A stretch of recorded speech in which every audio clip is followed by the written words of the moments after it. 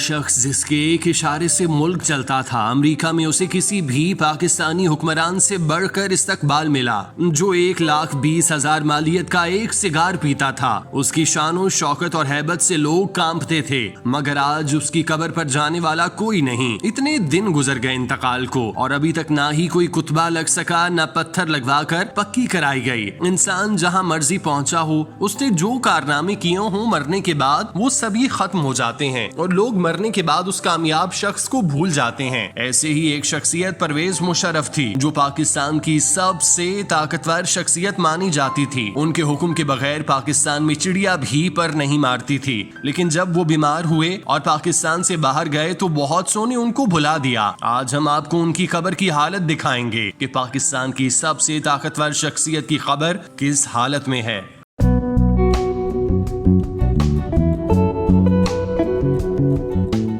ये परवेज मुशर्रफ की कब्र है। जी हाँ नाजरीन, परवेज मुशर्रफ जो पाकिस्तान के कमांडो थे। अगर आप नजर दौड़ाएं तो उसके आसपास की तमाम कब्रें पुख्ता हैं, उन पे संगे मरमर लगा है और सभी की कब्रों पे कुतबे नस्ब हैं। लेकिन पाकिस्तान के सबसे ताकतवर शख्स की कब्र वीरानियों का मंजर पेश कर रही है। बारिश के सबब परवेज मुशर्रफ की कब्र बैठ गई, जमीन में धंस चुकी है। उनकी कब्र को ना ही पुख्ता किया गया, ना ही उस पर कुतबा लगाया गया। परवेज मुशर्रफ की कब्र की हालत जार देखकर हम सब को इबरत पकड़नी चाहिए कि इंसान मरने के बाद की उसकी आखिरी निशानी कब्र होती है, जिसको उसके घर वाले और चाहने वाले याद रखते हैं। लेकिन मुशर्रफ तो पाकिस्तान की ताकतवर शख्सियत थे। उनकी कब्र रो रो कर दुहाई दे रही है कि जब आप इक्तदार में होते हो तो हर कोई आपके आसपास मौजूद होता है, लेकिन जैसे ही जवाल शुरू होता है या आप इस जहां से कूच करते हो तो लोग आपको भुला देते हैं, आपकी कब्र तक को भुला देते हैं। परवेज मुशर्रफ के साथ भी यही हुआ। लोगों ने उनको भुला दिया, उनकी कब्र को भूल चुके।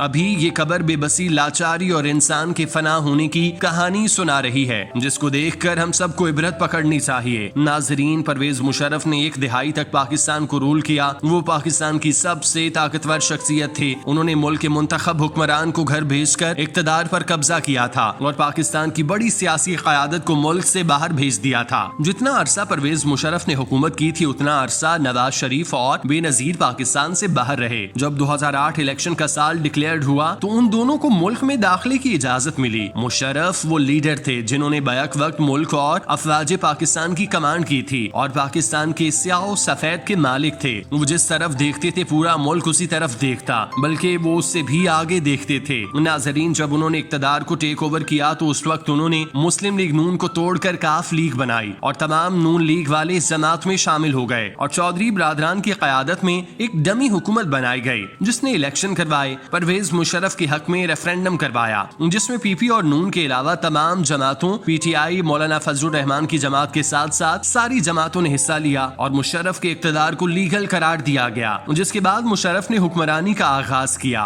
उन्होंने अपनी क़यादत में बहुत से अहम कारनामे किए। उन्होंने अकबर भुट्टी के खिलाफ ऑपरेशन लॉन्च किया, लाल मस्जिद ऑपरेशन किया, दहशत गर्दी के खिलाफ कार्रवाइयां की। वो मगरिब और दहशत गर्दी के दरमियान सबसे बड़ी रुकावट थे। उन्होंने मुल्क को आगे बढ़ाने में अपना किरदार अदा किया। वो दुनिया के वाहिद हुक्मरान थे जिन्होंने वर्दी में खाना काबा की छत पर खड़े होकर मुक्का लहराया था। वो अपना मुक्का लहराने के लिए मशहूर थे। जब परवेज मुशर्रफ का इक़्तिदार खत्म हुआ तो वो लंदन मुंतकिल हो गए। वहाँ बैठकर उन्होंने किताबें लिखना शुरू की और मुख्तलिफ मौज़ूआत पर लेक्चर देने शुरू किए। इसके बाद उन्होंने लंदन में ही रहकर ऑल पाकिस्तान मुस्लिम लीग के नाम से अपनी सियासी पार्टी की बुनियाद रख दी और लंदन में 2 साल क़याम के दौरान वो पाकिस्तान में सियासत के हवाले से एक्टिव नजर आए और पाकिस्तान के सियासी टॉक शोज में भी इंटरव्यूज रिकॉर्ड कराने लग गए। जिसके बाद उन्होंने दुबई को अपना मस्कन बनाया और वहां बैठकर पाकिस्तान के मामलात में दिलचस्पी ली। इसके बाद वो भी खुद साख्ता जलावतनी खत्म करके 2013 में पाकिस्तान आ गए, जहां पे उस वक्त इलेक्शन में हिस्सा लेने का ऐलान किया, जिसको इलेक्शन कमीशन ने रोक दिया। लेकिन उनकी पार्टी ने इलेक्शन में हिस्सा लिया और इबरतनाक शिकस्त से दोचार हुई। इसके बाद नवाज शरीफ की हुकूमत ने उन पर संगीन गद्दारी का मुकदमा दर्ज करके उनके खिलाफ कार्रवाई शुरू कर दी जिसकी फर्द जुर्म भी उन पर आयद हुई, लेकिन वो पाकिस्तान के सबसे ताकतवर इदारे के साबिक सरबराह थे तो उनके खिलाफ कार्रवाई मुकम्मल न होने दी। उनको इलाज की गर्ज से बैरून मुल्क रवाना किया गया, जहाँ उनको एक मूजी मर्ज की तशखीस हुई। ये बीमारी दुनिया में सिर्फ 25 लोगों को लाहक थी। नाजरीन, मुशर्रफ का आखिरी वक्त बहुत बुरी तरह गुजरा। उनकी बीमारी ने उनको बिस्तर के साथ लगा दिया। वो खाने पीने से कासिर थे। जून 2021 में परवेज मुशर्रफ के अहले खाना ने कहा था, परवेज मुशर्रफ खराबी सेहत के उस मरहले में हैं जहां सेहत याबी मुमकिन नहीं। उनके आज़ा काम करना छोड़ रहे हैं। साबिक फौजी सदर एमेलोएंडिस नामी पुरअसरार बीमारी में मुब्तला थे। इस बीमारी में जिस्म में प्रोटीन के मॉलिक्यूल्स नाकारा हो जाते हैं और मरीज के आज़ाए रईसा मुतासिर होते हैं। अक्सर अफराद में इस बीमारी के बाद एमेलोएंडेड प्रोटीन गुर्दे में बनना शुरू हो जाते हैं, जिससे किडनी फेलियर का खतरा होता है।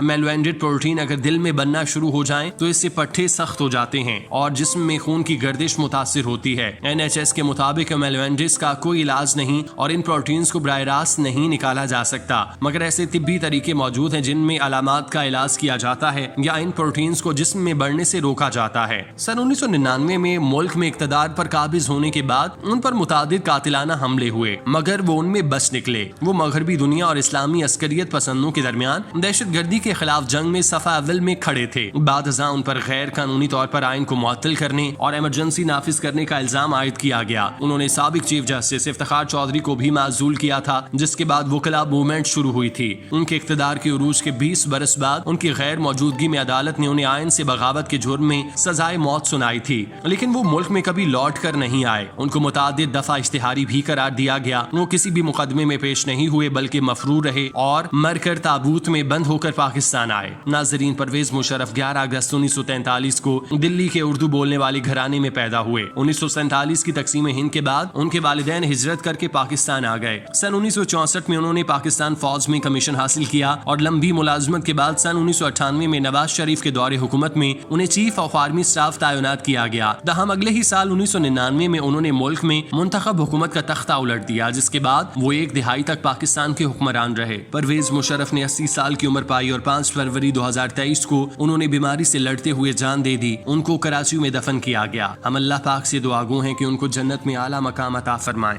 आमीन।